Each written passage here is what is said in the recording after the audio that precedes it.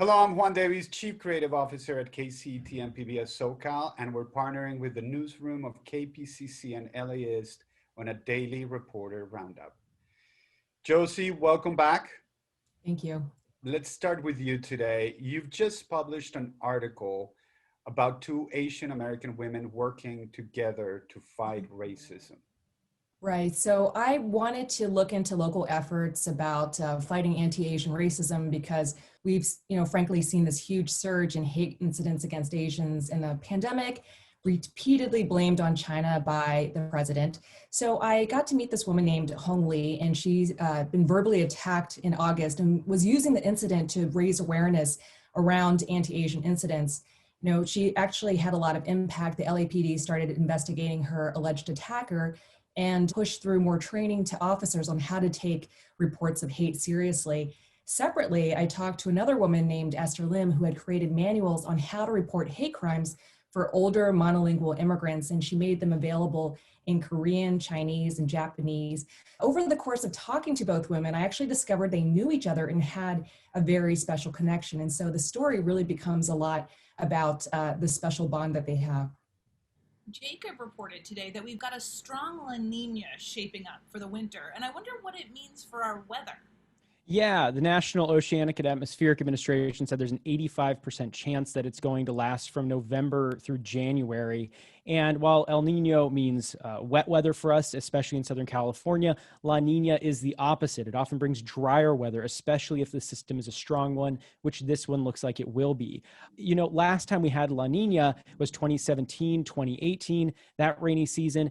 I don't know if you remember, but in that year, the Thomas Fire burned from December into January because the rain was delayed in showing up. Our all-important water-giving snowpack was below average, and LA only had a paltry 5 inches of rain. So does that mean that it's a foregone conclusion we're not going to have rain or snow this year? No, absolutely not. There have been La Nina upsets before, but don't be surprised if it's dry and drought conditions expand throughout the state. The Pac-12 football season is supposed to start next month, and Pablo checked in into what teams are doing to change their practices and keep players safe. Yeah, all Pac-12 coaches gave an update this week on how they're preparing ahead of the start of the season. That's happening on November 7th. USC coach Greg Helton was one of them. He was talking about some changes to the way the team practices, not major changes, but some changes. He talked about how they have a limit on how many people can be on the field at the same time. So he's thinking there may be some instances in which multiple practice are going to be going on at the same time. Other than that, he expects his practices to be as physical as they've always been. Chip Kelly, the coach for UCLA, also spoke. He had actually been very vocal about his concerns when it comes to the safety and health of his team. This was months ago when it was first decided to postpone the season, but he says he feels more comfortable now. He says there's one big change between now and then. He says now they can test players pretty much every day. And finally today, the LAUSD school board added a new student representative this week, and Carla talked to her about her goals. Yeah, her name is Kamari Brown. She's a senior at Crenshaw High, and this is her first week on the job.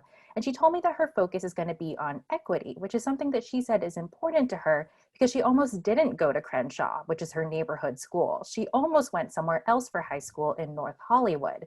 And she told me that that experience really made her wonder why she had to travel so far to attend what people considered a good school.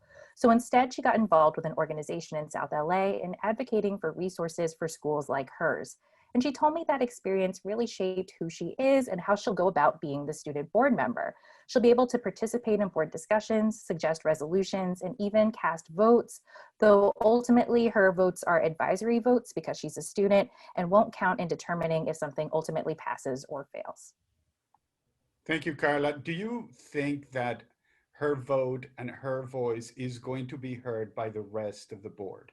Yeah, she's there in the virtual meetings, giving her opinions, and past board members have put forth resolutions that were taken quite seriously by the board. Great. Thank you all, the KPCC and LAist newsroom, and thank you for tuning in. Take care of your health, your family, your neighbor, and we will see you tomorrow.